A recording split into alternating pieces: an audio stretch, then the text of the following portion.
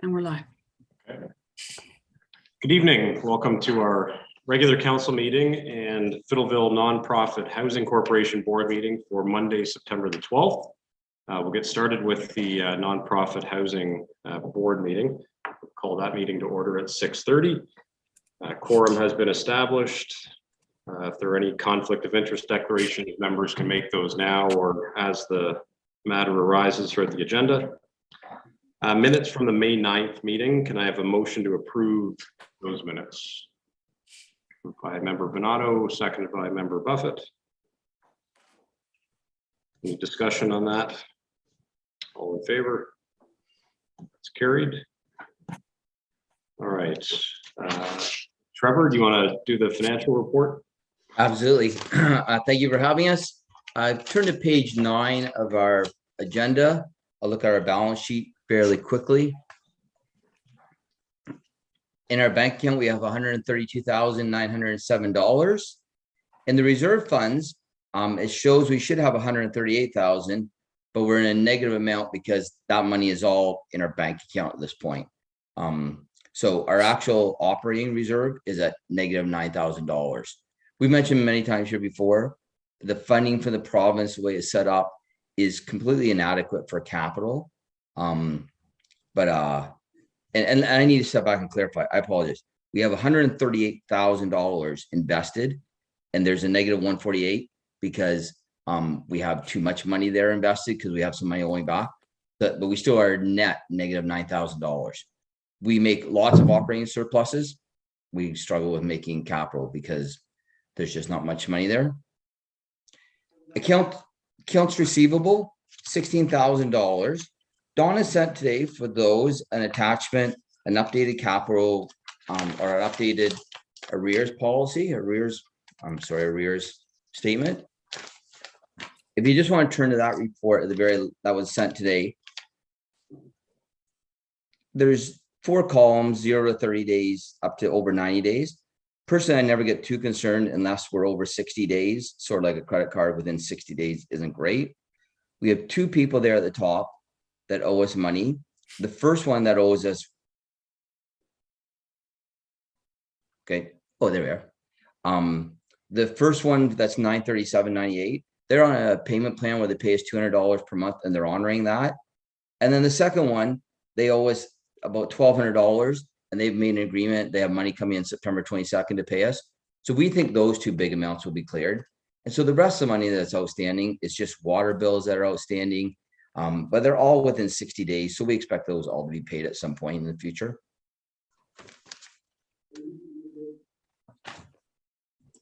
If you turn back to page 9 on the financial statements, I'll probably skip to the bottom line. Right at the bottom of that page, the first mortgage, we have a mortgage of $919,000 left in that building, which is a mortgage on a small house right now. So that's not too outstanding at this point. And if you look to the next page, that's our equity and our reserves. So our reserves are negative 9,000, but our retained earnings, we've got $151,000 of net profit so far to date. So we have that money for capital repairs, but a couple of years ago, we changed the air makeup unit over to gas. That saves us lots of money. And that's why there's lots of reasons we're making money, but we're really short on capital. I do know our operating agreement ends in about 5 years, and our mortgage will end in about 5 years. And at that point, there will be a discussion of, what the next steps would be with the County of Dufferin, where we should go from here. I mean, one thing that groups would be looking at is possibly borrowing $1 million from a bank at that point, like getting a new mortgage to do a lot of big capital projects, like all new kitchens and stuff like that. But that's sort of a future discussion. I am going to the OMFA conference in November. It'll be interesting what other areas are talking about and thinking about there. So next page is our January 1st to July 2022 income statement. There's 2 columns in the middle, year-to-date actual and the year-to-date budget. So 40% of the buildings are just market tenants. Anybody can move in. Those people, the budget was 105,000. We brought in 118. We were 1 over target up until now. We just had a person whose market move out. So we will be moving that unit to rent geared income. And then 60% of the building pay rent geared income. They pay 30% of their income to us.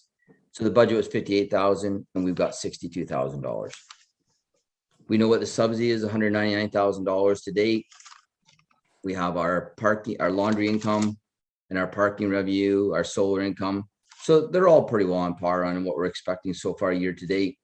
And so the budget, we're at $16,000 of revenue over, which is a good situation. The first mortgage is there.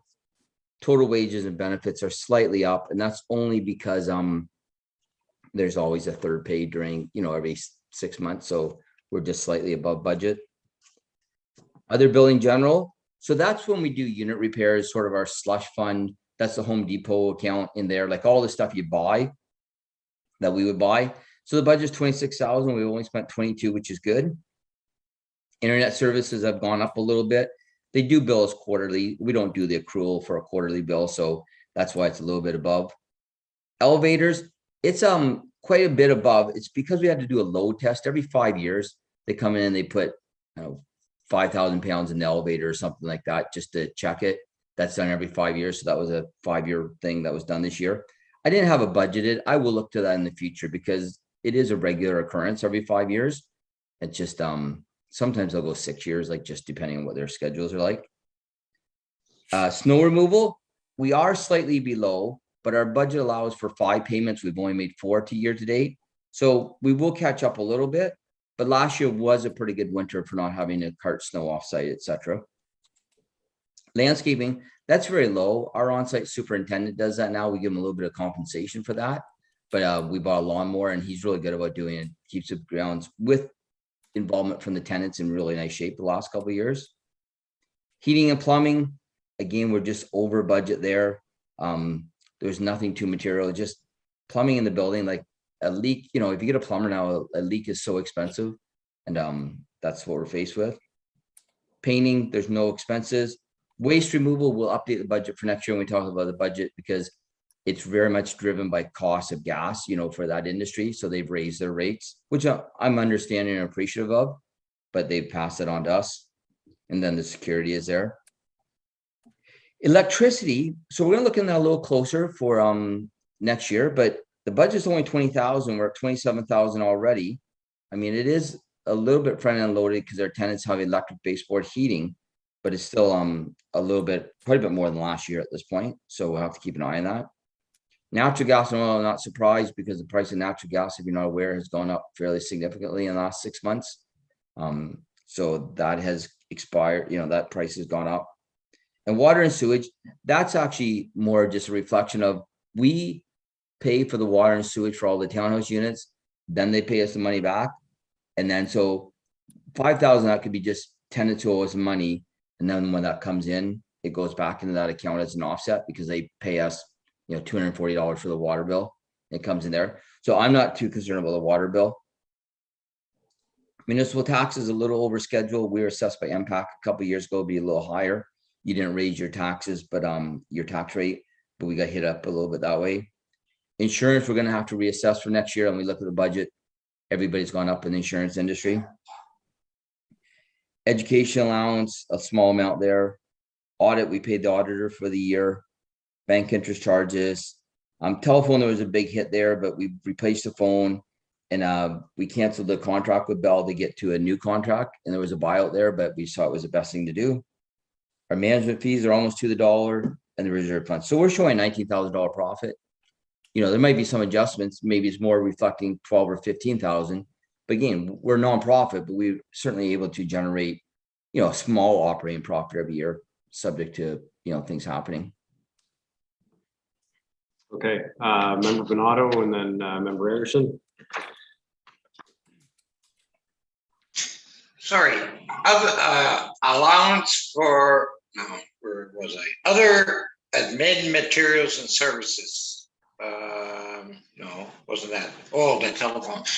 You said that was quite a hit on the telephone. You said we're getting new, and that must be cell phones? Yeah, we got a new cell phone for the staff.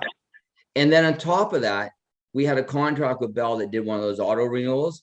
And we're like $15.99 a month with Rogers now.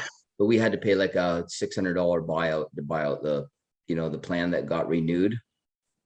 So we will catch, like, over the long term, it'll catch itself up, but we changed over to Rogers exclusively. Okay, so all of that additional cost is just a change over from Bell to Rogers plus the Bell buy Yeah. A new phone, new cell phone. and a new cell phone. Yeah. Did you buy the new cell phone? Yeah, we pay about $450 for a new phone. And then we keep it. We have there's the new option people pay, they pay by the month, is sort of the new thing. Our plan allows us just to buy them for $450 new iPhone. Okay, and the heating and plumbing, that's also quite changed over. That because of those big pipes bursting? We've had just lots of internal, like anytime we have a leak, it's like, seems like $1,000 because you have to take out the drywall. I have adjusted the budget going forward for next year because as the building ages, there's all sorts of pinholes all the time. Like, not all sorts, but probably 3 a year. Yeah, I remember you had a big pipe also that burst. Yep. Yep. So that is up because of that. Okay, thank you. Okay, Vice Chair Anderson. Thank you. Just very quickly, Trevor, the delinquency sheet that you put on screen, are you able to tell? I didn't get a chance to see, but whether that's a combination of people who are geared to income versus market rent, or is it one or the other, or a combination of both that are on that list? And the reason why I'm going there is because I see that there is the opportunity for this market rent allowance of a 2.5 increase for 2023. And it may not seem much to a lot of folks, but if a number of people who are even paying market rent are falling behind, and many people are falling behind, is that something that we want to enforce for 2023 or delay for maybe another year to give people an opportunity to catch up, so to speak? And so that's why I'm asking the question. Well, I would say this: if you look at the 0 to 30 days and the amounts are 159, 142, 162, 135, there's an 846. If I were going to go by smell test, they're all rent geared income. And the unique thing about the rent geared income, it's always based on 30% of your rent. So when we raise the rents, they don't feel it. They only feel it if their income changes. So it kind of benefits, like, do you know what I'm saying? Like, technically it changes if they got a full-time job and the rents went from 900 to 920 this year. But otherwise, and if I look at those numbers and not 0 to 30 days, I would speculate all but 2 of them are rent geared income.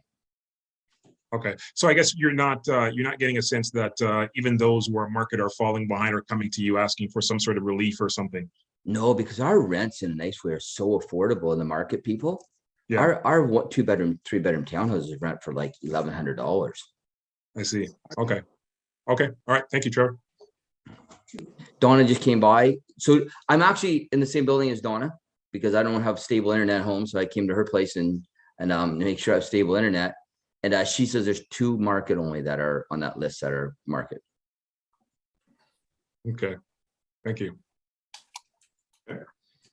Any other questions on the financial statements?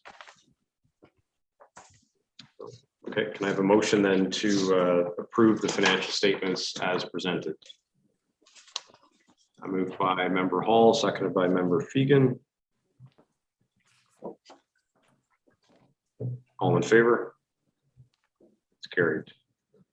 All right, on to property management report. Okay, is that where the budget is next? So part of this meeting is we're required by the Housing Service Act to present an operating budget to the County of Dufferin by September 30th of each year. Our financial is done by indices. So rather than giving us a 2% raise this year, they say maintenance and administration, which is your Home Depot, your plumbers, your garbage removal, your elevators, they're all indexed. So they index that section. That numbers come out in July. We are still awaiting those numbers because 2 years ago, for the board's sake, they reduced that line in 2020 by -1%. This current year that we're operating under, they increased this by 3.5%. Well, I don't know about you, but plumbers, electricians, garbage, all salaries, they're all up more than 3%. And so I know there's a big discussion going on at Queen's Park because they release the numbers. Like that number, that index should go up 20% in my mind. But, you know, that's just my feeling because it's all those value, you know, those expensive things. It's landscaping, snow removal. So anyways, we don't have numbers. So when you look at this financial report attached to the budget, we can approve each of our lines, but the third line from the top, which says subsidy revenue, I've highlighted that simply because I don't have a form like to complete at this point. I don't have any way of, they're not giving me any indices at all. Hydro is indexed, gas is indexed, insurance is indexed. And so I'm not sure what to do. It's everywhere. This is not County of Dufferin. They're anxiously waiting as every other service manager is. So today's process, because of the meeting scheduled, and I have like 12 other this month for the exact same purpose, we're all waiting for these key indices. So this budget is subject to that third line being revised at some point in the future. And we will update that, you know, as we go forward. I made very little changes here. I did highlight total wages and benefits about the third line down. And you'll see in 2000, I have these historical numbers back to 2009. Every year is not there, but I think it's sometimes interesting just to see how we've done over time. Each year I kind of pull out a different year and add one in. So you have the last 3 years, 19, 20, and 21. So you see how things are doing there. But you go way back to 2009. Our salaries, I'm just pointing out, have gone from 48 to 55. That's a little bit reflection on just raises, but also Dan now does our landscaping as well. So that's why that's gone up a little bit.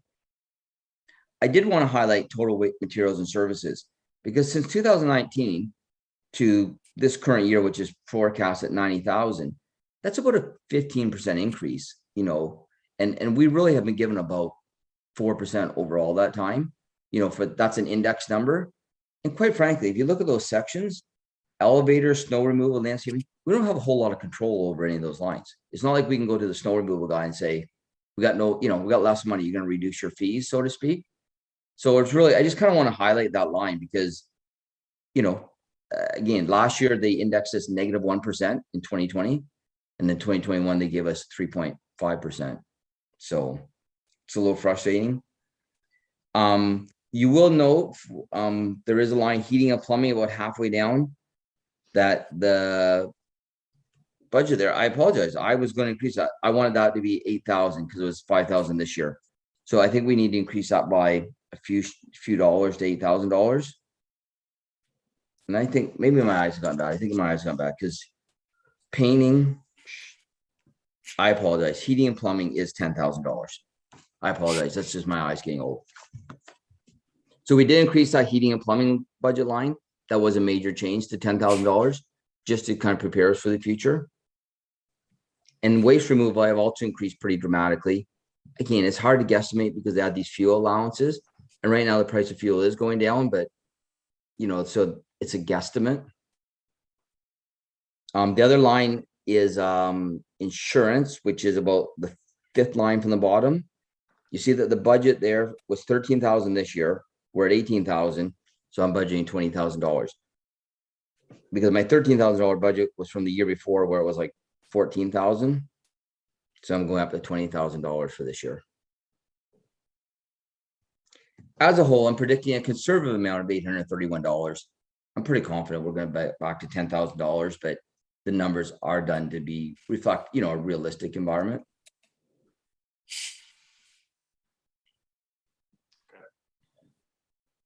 Any questions on the draft budget? Any idea? Sorry, Member Hall, go ahead.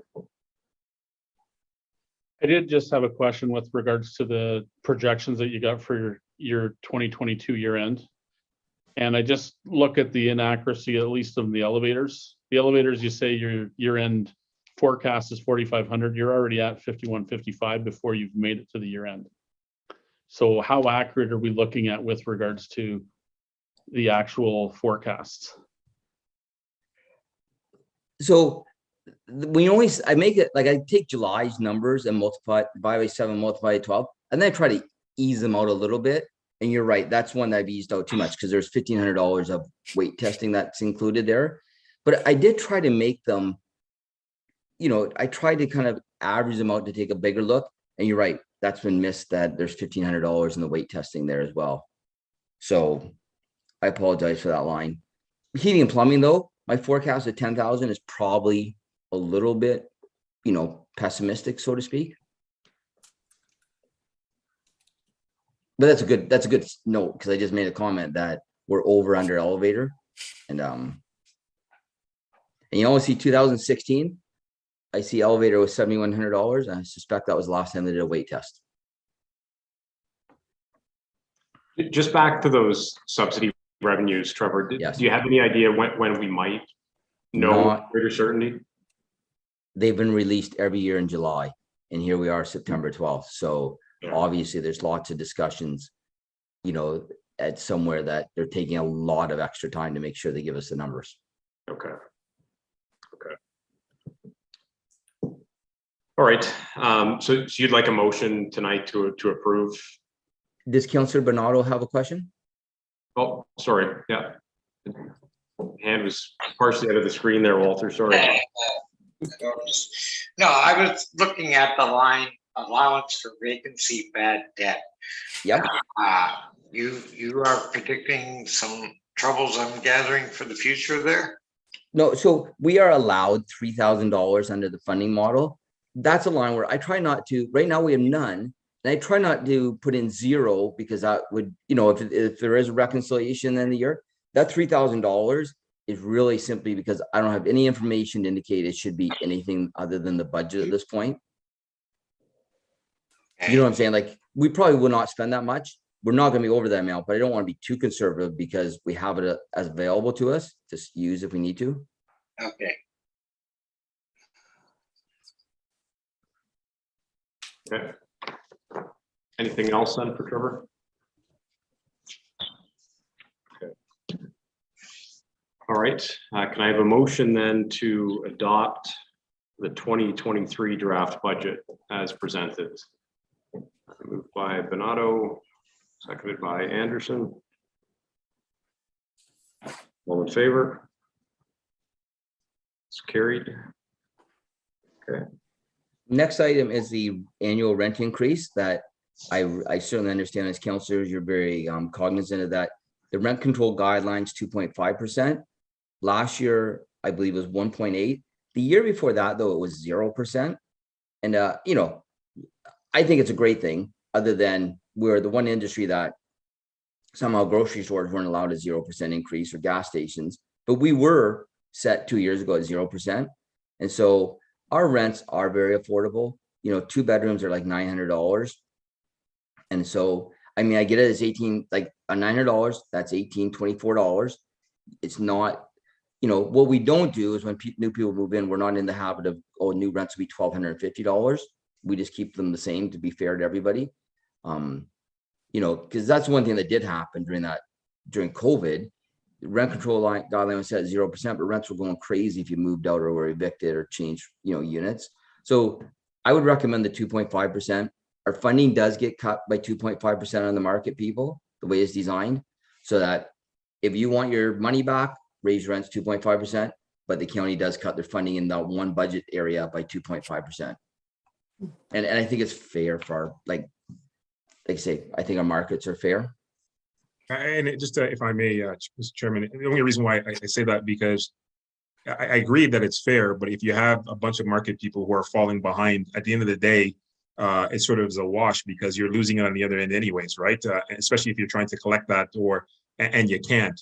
And so I thought that if it was a situation where that trend or that item was growing, then it's something that maybe we would pause or take a look at. But if what I'm being told, it's only 2 individuals, the rent is fair out of maybe X amount of people that are living on a market based rent, then it seems fine to me. Yeah, and I think when you consider the fact that it's, well under what inflation is, we are operating this as a nonprofit model. So I mean, there is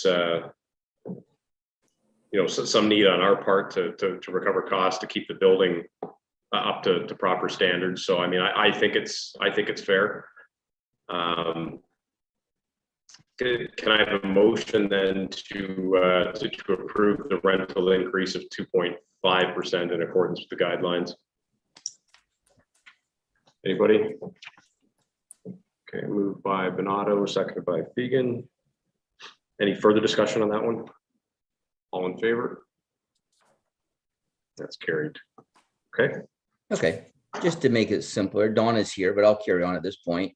We're required to tell you our subsidy numbers. So we're supposed to have 18 market units, our 17 market units. We have 18 market units for the last year. We just had somebody moving out. We will be converting them to rent geared income, in which case we'll be back on target. It is a target. You can be off by 1 or 2, but you know, because it's a target, it's not a standard. The maintenance report is attached since the last board meeting. So 2 pages over on page 7 and 8. That's all the maintenance that was hired by an outside contract since the last board meeting. And you got Bayfield Carpet, Davidson Electric. Again, new baseboard heaters, switches, and receptacles. It's not their fault. $2,700. Like everything's expensive these days. And but again, that's just for your information. All the work orders, all the work that was done outside of Dan Reed doing them. We had some vacant units, so this is since the last board report. Number 1 required complete painting, kitchen and bathroom refurbishing, carpet replacement. Person been there 5 years. That doesn't mean they were brand new when they moved in. Like the kitchen, as an example, probably wasn't done before, but this is the time you change it over during this opportunity. We've got another one. Person been there 2.5 years, only required carpet cleaning. You know, I always like to see that story. Then we have some tenant vacancies. Again, they've all been, you know, easy to rent. There's no issues there. Again, this is relevant because you want to know if you have vacant units, if they're being rented, and of course they're being rented for us. We will have a discussion about the playground under new business. So not letting, excuse me, everybody miss on that, but that's in our property management report. Okay. Any questions on that report?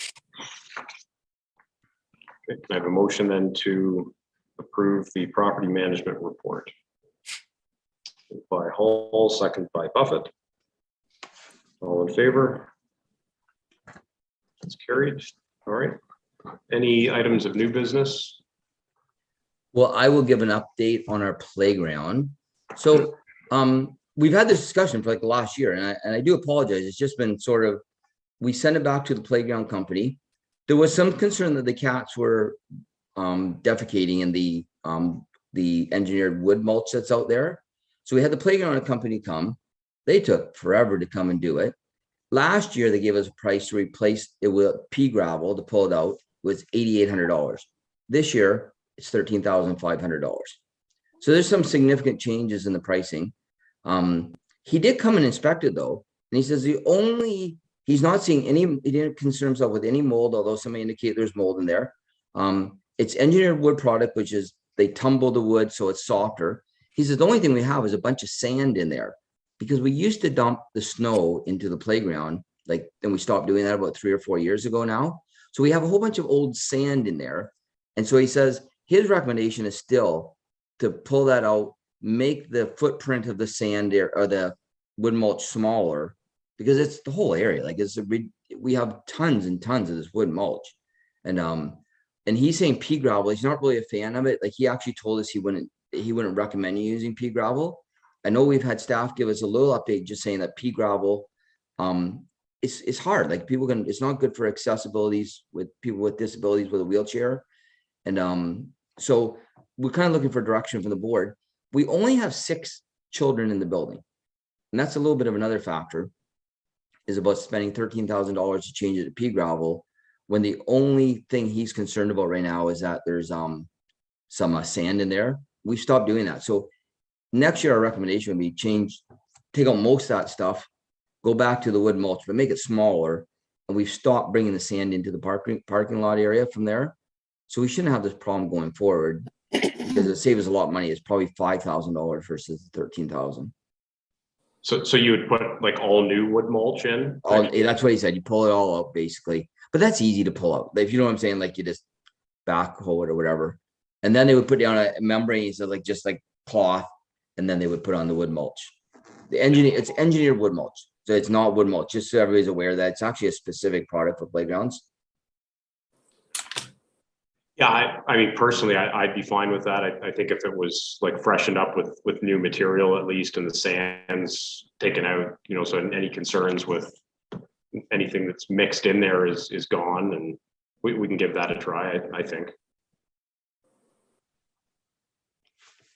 Okay. When I did the research, the mulch is about half the price as a pea gravel, so it's probably gonna be, you know, maybe 7,000, 8,000, but still but it went 8,000 to 13,000 in 1 year. Like, what happened? Yeah. Like so many other things, unfortunately. Yeah. Okay, well, I mean, why don't we just sort of leave it there for now? We can maybe discuss it with the new board in the new year too, and see if anybody else has any ideas at that point. But I mean, I'm okay with that. Now, I mean, you're not planning on doing it this fall. No, and there's no cat feces. Like, he definitely checked to make sure there's no, you know, that the cats aren't, you know, but that was a rumor, and he said he found none. Yeah. Okay. All right. Sorry, Mr. Chair, just on that, because of inflation, the prices are going up. I wonder if there's any benefit in trying to secure it, if you know you're moving in that direction, to secure an order of it now, in the event that things may go up down the road. So it's half the price now, but is there a concern that if you leave it to make a purchase, maybe you could store it? I don't know, but does it make sense to try to get it now to avoid that situation? We'll reach out to him and say, give us a new price for just to do the wood, and would it make sense? Like, say, can we store it? Can we buy it from you now? Like, how that would be. They may not have the capacity to do that neither, right? Like, you know, it's a playground company. They may not store that, or they may, who knows?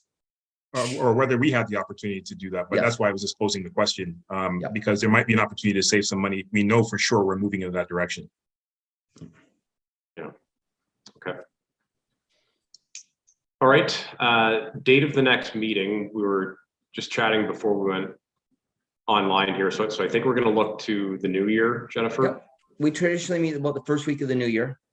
Okay. Sort of the first Monday after the holiday Monday, you know, like, I don't know, we're showing the holiday Monday is this year.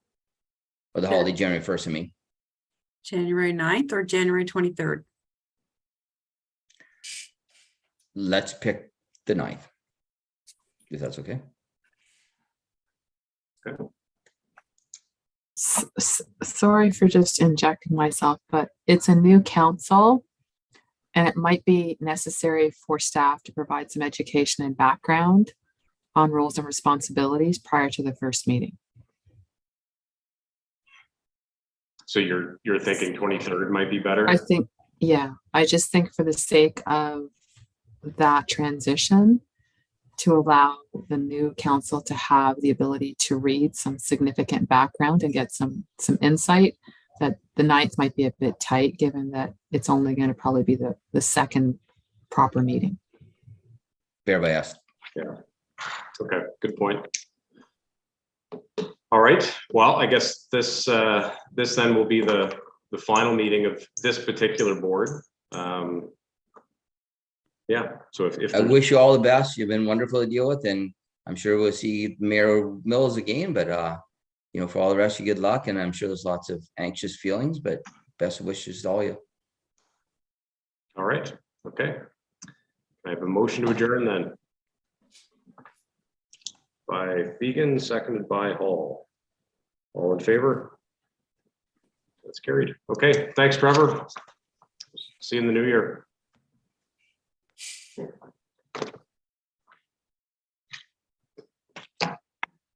Okay, so we'll call our regular council meeting to order at 7:04, and we will begin by playing the national anthem.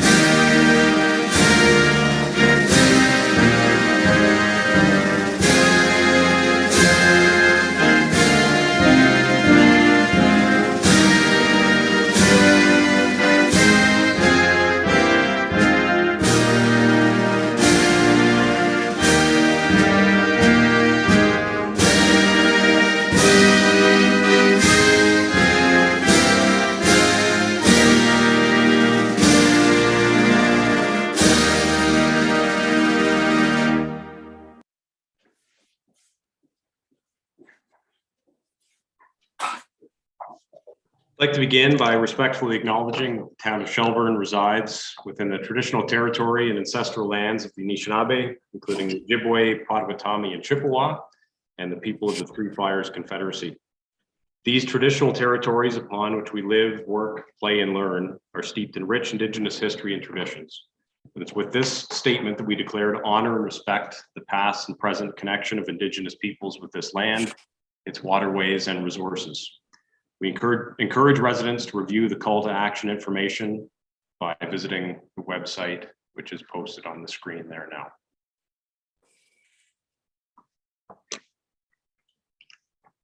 Just a reminder to members, their obligation to declare any pecuniary interests.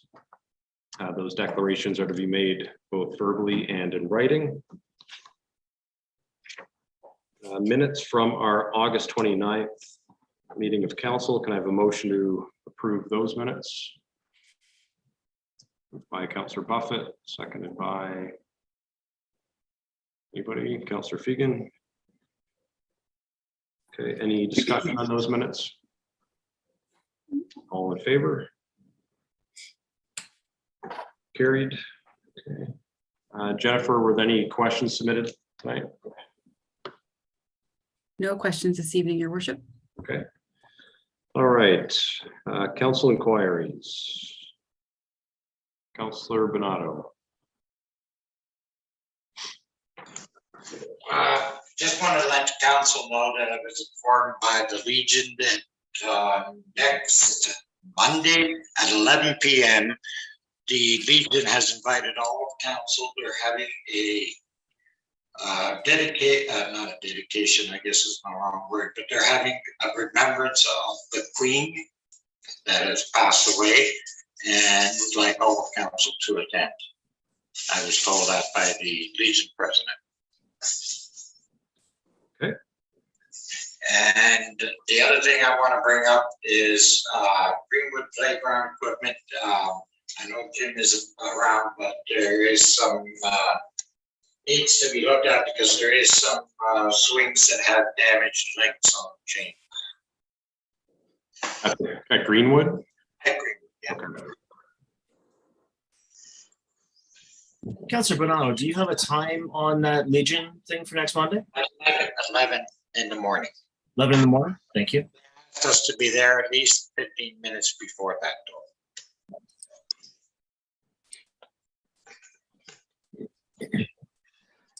Okay. Any other inquiries? I put a notice of motion, so that was the only other inquiry, but I'll leave it. I think I put in a notice of motion in there, so I'll leave the final inquiry at that point for that. Okay. All right, on to reports then. So the first report is from our Director of Legislative Services clerk regarding our Joint Compliance Audit Committee. Jennifer, do you want to sort of walk us through this requirement? Sure, and through Your Worship. This is a legislative requirement under the Municipal Elections Act, Section 88.37. Every municipality is required to appoint a compliance audit committee prior to October 1st in an election year. The committee is to be composed of not fewer than 3 and no more than 7 members. Due to the complexity of the financial accounting rules and to ensure that committee members possess an in-depth knowledge of the campaign finance rules, preference has been given to applicants with a background in accounting or auditing. To avoid any potential conflict of interest, all members appointed to the committee will be required to agree in writing that they will not offer professional services, work for, or provide advice to any candidate running for municipal office in the election. The term of office is the same as that of the term of council. Should a compliance audit request be submitted during the term of council, a committee will be in place to review it.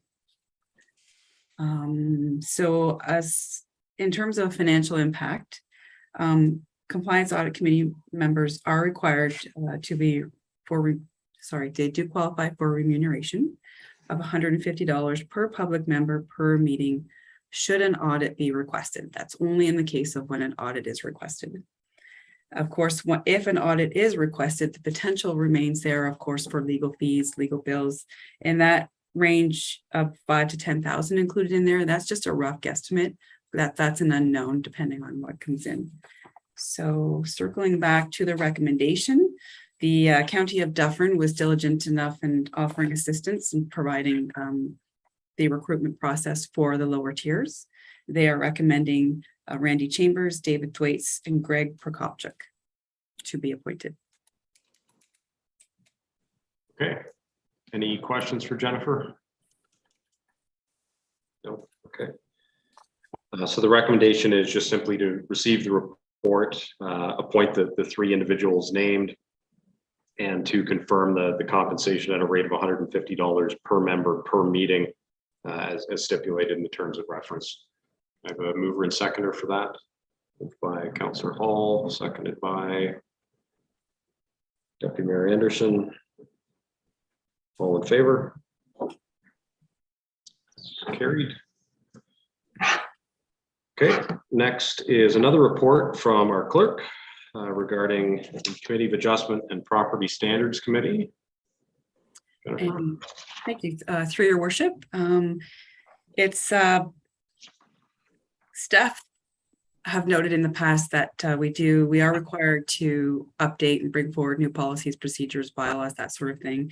And it's been identified that currently we do not have a property standards committee to hear any appeals in regards to orders that have been issued. And currently right now, Committee of Adjustment meetings are held prior to and in conjunction with a regular council meeting. It is common in most municipalities that the Committee of Adjustment be considered a committee of council with its own separate terms of reference and procedures in accordance with Section 44 of the Planning Act. Committee of Adjustment meetings should be held separately as opposed to being in conjunction with regular council meetings. The Committee of Adjustment is intended to be an independent and autonomous decision-making group consisting of residents appointed by council under the authority of the Planning Act. Council, when a separate body from the committee, is provided the opportunity to comment on and make recommendations regarding applications prior to decisions by the Committee of Adjustment, and also has the option to appeal a decision of the Committee of Adjustment if necessary. So the Committee of Adjustment is required to hold public meetings and consider input received from council, municipal departments, agencies, members of the public, as well as comments and recommendations reported by the municipal planner. And as noted previously, currently we do not have a property standards committee.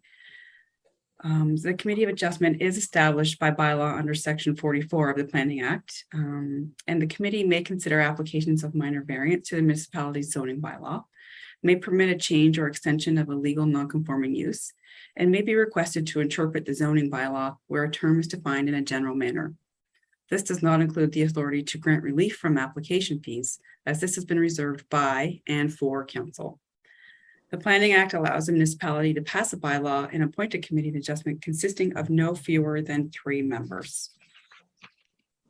It is common for Committee of Adjustment to be delegated the authority for decision-making related to both minor variances and consents. This would also be consistent with the town's current practice, whereby the Committee of Adjustment is the decision-making body for these types of planning applications. Council would have the ability to comment on and make recommendations regarding consents, and also to appeal the committee's decision on consents. In terms of a property standards committee, that committee is established by bylaw and passed under Section 15.6 of the Building Code Act. The Property Standards Committee considers appeals to orders issued by an enforcement officer directing a property owner to comply with the property standards bylaw as established under Section 15 of the Act. The Property Standards Committee is not a typical committee of council, rather it is a quasi-judicial body which adjudicates appeals of property standards orders issued by the municipality. Property standards committees are governed by the rules and regulations of the Statutory Powers Procedure Act and Building Code Act. Property standard committees are appointed by bylaw, but separate from council of the municipality, similar to the Committee of Adjustment. So the Property Standards Committee is only required to meet if an appeal has been received. And of course, they are also required to hold public meetings and hold a hearing if an owner or occupant upon whom an order has been served is not satisfied with the terms and conditions of the order. So at this point, staff are recommending that council considers assigning the role of the Property Standards Committee to the Committee of Adjustment. The committee would be a quasi-judicial authority responsible for considering minor variance, consent applications, and property standards appeals. Those hearings must be conducted in a transparent, balanced, and responsible manner in the public eye. Staff are recommending these meetings and hearings take place outside of and independent from the scope of a regular council meeting, and are suggesting they are held during regular business hours. For example, as a suggestion, every third Wednesday from 2 to 4 p.m. So if applications are received for committee of adjustment or appeals have been received for property standards, they would be held separate from a council meeting during business hours. And we would dedicate 1 day a month to hear those applications or those appeals. So remuneration for committee members does not fall under the confines of a normal committee of council. This committee is established under the Planning Act and the Building Code Act. Therefore, remuneration will be considered in conjunction with the terms of reference and incorporated within the planning and bylaw enforcement budgets. That concludes my report, and I'm happy to take any questions. Okay, any questions for Jennifer? Councillor Buffett. I had more of a question than anything else, and that is, or comment. With the afternoon time that you're suggesting, wouldn't that make it hard for a lot of individuals from the public to be able to attend? That's just a suggestion at the time being. It was just to provide an example to council of when those could be held. That can definitely be changed, and we can work that into the terms of reference once we bring those to council. Okay, thanks. Okay. Anything else? I think Shelburne is probably unique in the sense that currently our committee of adjustment is made up of our entire council. I think most other municipalities have a separate, smaller committee. So I mean, this certainly I think is in line with what most other municipalities are doing, and probably a better approach going forward. So, okay, if there are no other questions, then can I have a motion to receive the report and to direct staff to bring forward a bylaw as well as corresponding terms of reference to establish the two committees for the next term of council? Sorry, Mayor Mills, Councillor Bernardo is waving. Question? Sorry. Must be where I'm showing up on the thing. I don't get attention. Just a quick question. This committee of adjustment and property standards, is it made up of, you said, of public members only? Yeah. Because I know in other municipalities, sometimes they're made up of a smaller committee of council members. Through your worship, yes, the intention is to set up the Committee of Adjustment and Property Standards Committee as an independent and autonomous decision-making group consisting of residents separate from council. So all we can do then is just make suggestions to them and they make the decision. And if the decisions are contrary to where council's going, that's it. We're out. And through your worship, council has the ability to comment on and make recommendations regarding applications received. And council also has the authority to appeal the decision of a committee of adjustment. To the committee of adjustment. Through the committee, you have the, like through, right now it's the land. To the land tribunal? Yeah. That's the only place we can appeal to. That would be the appeal mechanism, yes. Costly. Okay. That's a costly process. Okay. Thank you. Mover and seconder then for that motion. By Councillor Wagner, seconded by Councillor Buffett. Okay, all in favor? It's carried. All right. Thank you. Okay, so we have two notices of motion from last meeting. The first was brought forward by Councillor Buffett, and that motion is for council to obtain an outside legal opinion for consideration for the options for dealing with the ongoing protests downtown and present these meetings at an in-camera meeting of council. Is there a seconder for that motion? Deputy Mayor Anderson. Okay. Councillor Buffett, did you want to speak to that any further? Yes, just wanted to make a few comments that while I don't take issue with the rights of any individual to protest, I do take issue with the extreme ongoing noise that's been impacting both the local businesses downtown and so many of our residents who are constantly affected by this noise every second Saturday, every single month. So what's interesting to note for me was last week's Shelburne Free Press interview with that Paula Brown did with Mr. Glass, who actually confirmed that he had heard complaints directly from nearby downtown business owners about the noise problem. Yet despite this, he still continues to encourage this noise activity at every single protest. His groups also set up barbecues to serve food at every event that a lot of people know about. And while we all know that permits are required for anyone to have an outdoor barbecue outside, these events are still taking place without any permits. Unfortunately, right now, our bylaws require a lot more specific enforceability to provide better solutions for these activities. And after speaking at great lengths with our CEO, Denise, it's clear that our bylaws are very outdated and need more current legal scrutiny. And that's why I feel very strongly about our need to have an in-camera discussion about this with our legal counsel in order to help find better solutions so that we can better equip ourselves to enforce our bylaws more effectively. Okay. Deputy Mayor?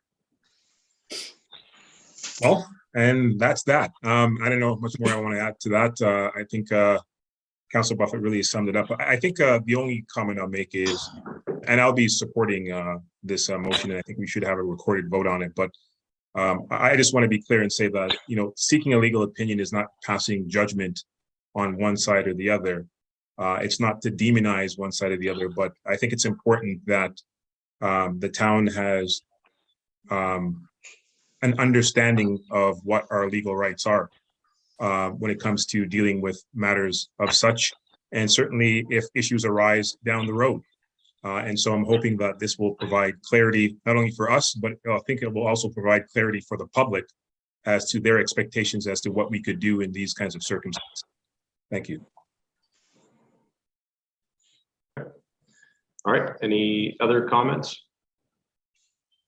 Councillor Fegan? The only issue that I take with this is the fact that it will be an in-camera meeting, which is understandable.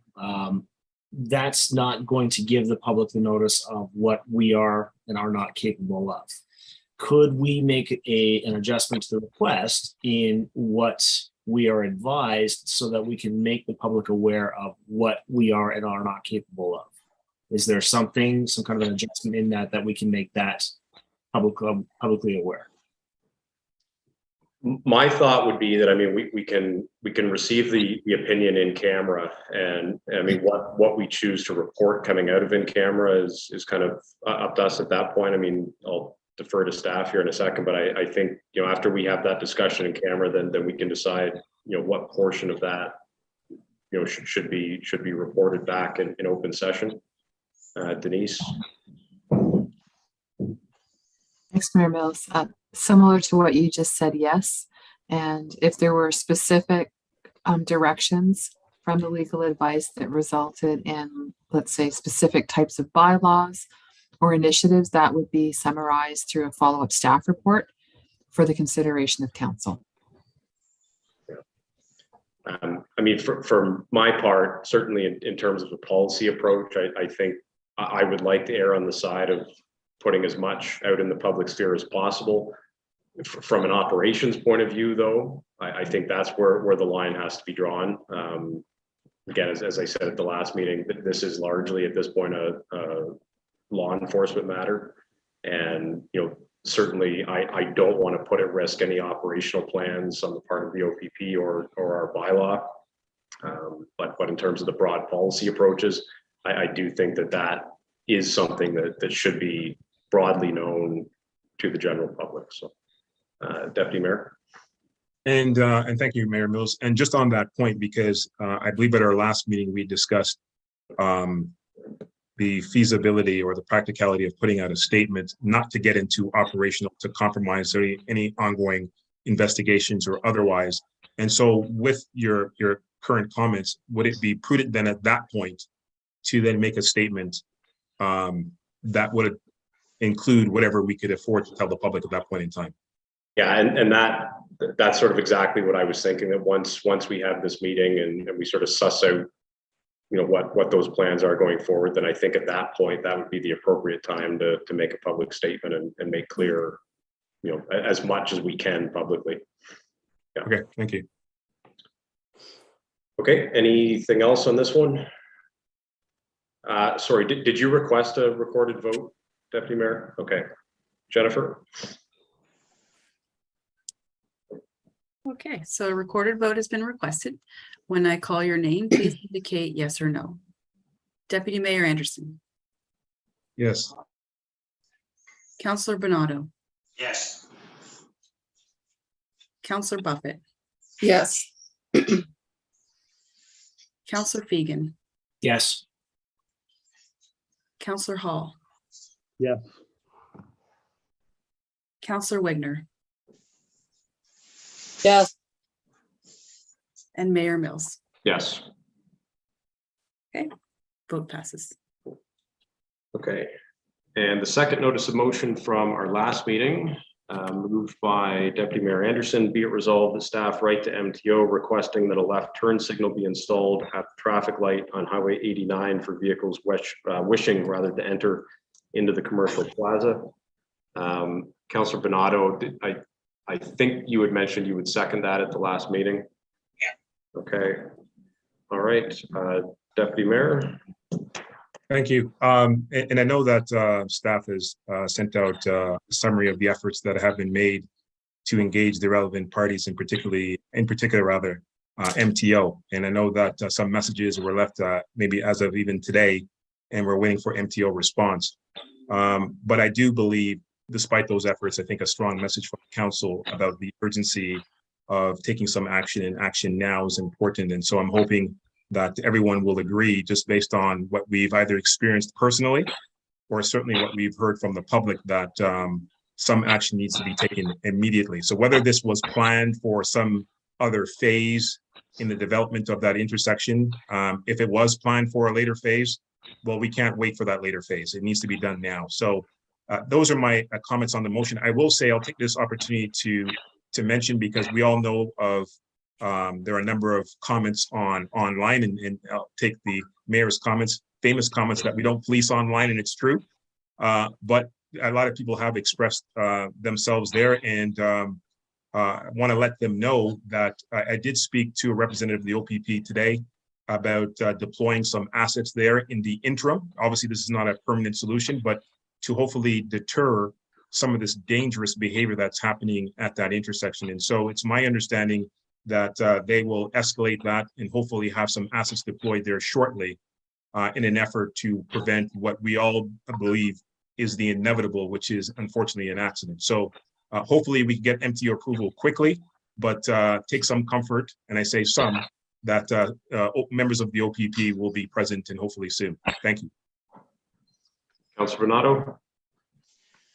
The only comments I'll make, and the reason I'm supporting this motion is because that traffic that's coming westbound on Highway 8910 is going from 80 kilometers right almost up to the light. They don't slow down. Actually, the speed sometimes 80 is not even the true speed. We're looking at speeds a lot higher than that. And with traffic trying to turn left at that intersection, when the light turns, or as traffic is coming down the highway, they're taking awful chances. And as the deputy mayor said, there's an accident just waiting to happen there. And when the accident happened, it's almost too late at that point to say that a turn signal should have been turned on there. So whether we need to reach even higher than the MTO, maybe we need to go to our MPP and get some action. I don't know what, but we do need that left turn signal. So I strongly support this motion. Denise? Thank you, Mayor. I should have included in the summary of the effort staff have made since the notice of motion was first identified, that the other thing, to Councillor Bonato's point, we did identify is that exact issue, that from 80 to 50 is probably something that would benefit from an adjustment similar to most other places where there is time to drop from 80 to 60, then to 50. We've suggested that be considered at the Mulmer, Melanthon town line, which most people know where Reinhardt is, and that would slow people coming up. And I specifically asked that question as well. So just to let you know, Councillor Bonato, that is something we're aware of, and thank you. Denise, I know you sent sort of a summary out to council today for the benefit of those who may be watching. Could you just give a brief synopsis of the efforts that have been made to date? Certainly. Let me just pull up my email. So when the deputy mayor made the notice of motion for this evening's meeting, the next day following the last council meeting, staff immediately contacted the MTO. We certainly were aware of some of the challenges. Some of those of us personally experienced that. So we made sure that we positioned ourselves with background on what was happening. We went through the traffic studies that were done with the previous engagement process that set that. All of this confirmed that the ultimate decision, working with the developers, engineers, rested with MTO with the discussion on the staging of when an advanced green would be installed. So the good news is that process was initiated. The bad news is it looks like there wasn't an advanced green built into the current scheduling, and that's something that we continue to have to discuss, and we're waiting to hear from MTO. We did share with MTO that the mayor had shared the concerns with our MPP, who is also the deputy prime minister. And we're hoping that in the next couple of days, we'll hear with MTO that we can set up a meeting to discuss the concerns. We know that the additional entrance, once it's opened, it's been transitional on 124. While it will alleviate some of the need for that single entrance to be relied upon, it's not yet open. So that's not going to be a solution in the near future. It may not be an option until potentially the end of December, when the residential component of that side of the development is completed. So we'll certainly keep council up to date. And if there's anything else, I'm happy to answer those questions. Any other questions? Okay, all in favor? It's carried. All right. Okay. Notices of motion for this evening. Councillor Bonato, you mentioned you have one. Yeah, my notice of motion is in regards to grass cutting. I want council to support grass cutting behind Franklin Street. It was a point in time in the past. Councils had discussions with the Nawasaga and regarding grass back there. It's similar in situation to the grass behind Greenwood Street. We've experienced rats, snakes, other creatures with high grass being there right up to their fence. They're frustrated and complaining. It used to be cut. For some reason in the last few years it isn't cut. They actually ended up renting the machine and cutting it themselves.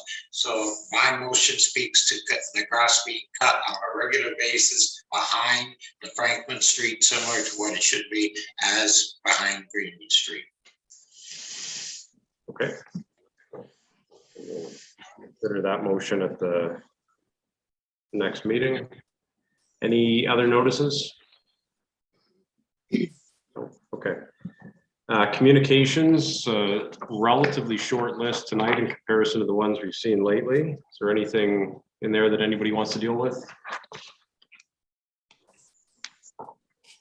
Okay. Just have a motion then to receive those items that are listed. By Councillor Bonato, seconded by Councillor Hall. All in favor? carried. All right, and a motion for confirming bylaw. By Hall, seconded by Benato. All in favor? Carried. And a motion to adjourn. Moved by Fegan, seconded by Benato. All in favor? It's carried. All right. Thank you all. Enjoy the rest of your night. Yeah.